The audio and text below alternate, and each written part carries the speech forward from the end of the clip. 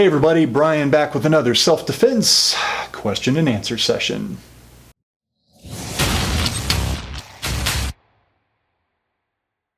Dog Trainer 243 says, Brian, my brother-in-law says all you need is Muay Thai and Brazilian Jiu-Jitsu. What do you think? Great question. Best for what? Best for a Muay Thai or Brazilian Jiu-Jitsu tournament? Best for the street? Best for a law enforcement officer? Best for a Marine in Afghanistan? Best for a young woman on a college campus late at night walking to and from her dorm? I don't know. I mean, Muay Thai and Brazilian Jiu-Jitsu are sports. They're sports where you actually hit or choke and do actual unpleasant things to each other. So there's some degree of the fact that you're going to learn how to fight by doing them. But I don't know. I think there's a few holes going on in there. I'm not sure that the goals of those sports are necessarily going to mesh up with the goals of that Marine or that young woman. Let's think about this for a moment. Let's say that young woman weighs 105 pounds and she's assaulted by two, men. One's 175, one's 200, and they intend to pull her into a van and sexually assault her. And she comes out with a jab, cross, leg kick, double leg takedown, slam. Are you fucking kidding me? No, that's not going to work. She needs completely different tactics. How about our Marine in Afghanistan? Well, actually, I'm going to tell you a story about some Marines in Iraq. You had 3 Marines in Iraq that had pulled over a suspected insurgent. And as they were searching him, one Marine was searching him, the insurgent turned and attacked, and they got into a scuffle. Well, there's 3 Marines there, but it was just the one Marine fighting the insurgent while the other Marines were like, kick his ass, Seabass.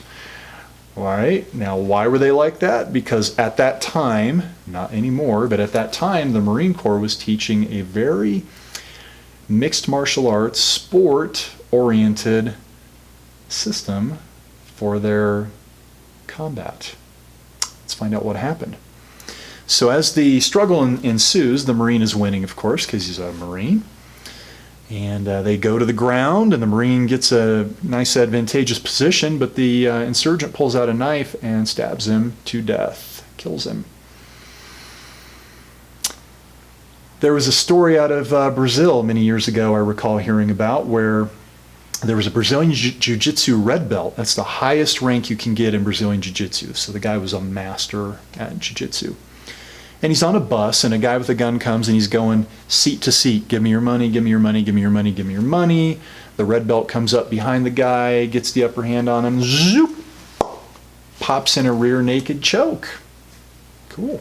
I guarantee you there's no better rear naked choke on the planet than from a red belt in Brazilian Jiu-Jitsu. The criminal gets his gun, and he just goes boom, shoots him, kills him instantly. I'm not trying to make light of these situations. These are good people, probably honorable people who have friends and family that miss them. What I'd like you to understand about this is that they were using the wrong technique, the wrong tactic for the wrong situation. And I don't want that to happen to you. I don't want you to have a false sense of security because you get in and you spar with people. Sparring is not real violence. There are rules. When you spar with your buddies in Brazilian Jiu-Jitsu or Thai boxing or even in a real competition, nobody's buddy is allowed to jump over and jump you. You're not allowed to sneak a gun or a knife into the ring and shoot or stab. If you're a 115-pound female, you're not going to be in there against a 250-pound male. There are rules, and if you learn to fight with rules and you ever get into a real self-defense situation, those rules aren't there. People like simple answers because it makes the complexity of real violence seem easier. It takes something that's really frightening and it makes it simple so people don't feel like they need to be frightened. But we're not doing ourselves any favors when we do things like that. If we avoid critically thinking about things, we are not doing ourselves any favors. So how do we mitigate this? Well, at my school, I do what I believe is Jeet Kune Do, which, according to what Bruce Lee said, is no style. It is what is the best thing that you can do for the situation at hand. For me, most of the people I train are private citizens who want to be complete whole warriors who are ready for any circumstance. I also train law enforcement officers, and I've trained a lot of other folks and some special ops folks and different things like that. And they all have similar goals, but different structures, including armament and laws and regulations that they need to follow. And thus, what I teach changes. Now, we teach Brazilian Jiu-Jitsu, we teach Muay Thai at our school. We just modify it, right? Because instead of going down to the ground and spending a lot of time there and trying to figure out fancy ways to get different kinds of locks, I'm thinking, hey, oh crap, you wound up on the ground.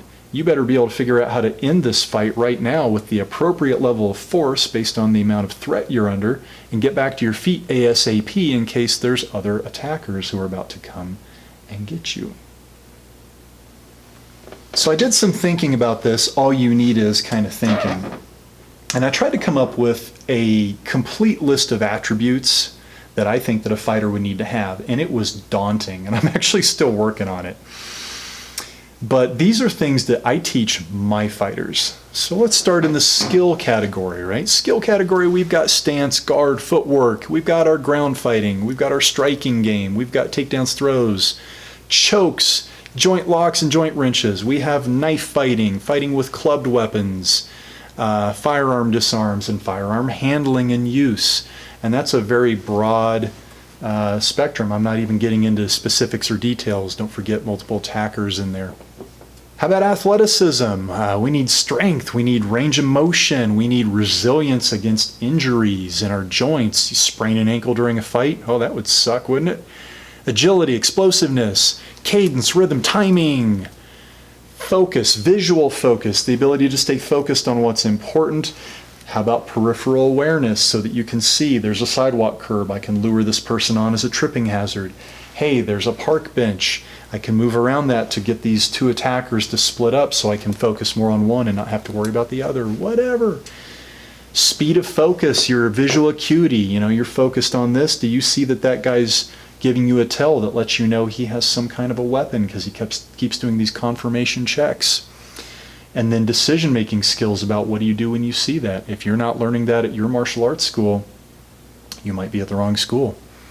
Tactics, when to enter, how to enter, when to terminate, how to terminate. Do you fight, do you run, do you defuse? Do you know how to defuse a fight? How to lure someone in, how to sucker punch someone, how to avoid the sucker punch.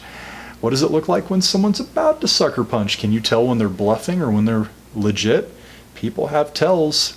They'll tell you every time. You can see it in their body language. Their micro and macro expressions will tell you a story. How about the legal? Do they teach legal stuff at your martial arts school? When to stop your attack and when you should keep attacking. Okay, weapon deployment and use. Standing your ground versus fleeing, because there's some states I know in this great US&A where you're obligated to flee and there's others where you're not. Do they teach a force continuum? Do they teach you how to figure out how much force you can use so you don't wind up with criminal charges or wind up with a civil lawsuit? For instance, in the great state where I live in Colorado, if you get into a mutual fight and a broken bone happens, maybe someone breaks their hand punching you, you break someone's nose or knock a tooth out, guess what? Automatic felony. Hope you look good in orange. Now, if it's self-defense and you know how to make the fight look like self-defense, there's no felony. How about behaviors? Do you know how to posture and intimidate someone? Do you know how to look meek to lure someone in? Do you know how to look cool and calm and in control so that you can defuse a situation? Do you know how to talk to witnesses? If you don't know how to talk to witnesses, odds are you're going to have a lot of people that say that you're just some violent a-hole that beat the crap out of someone.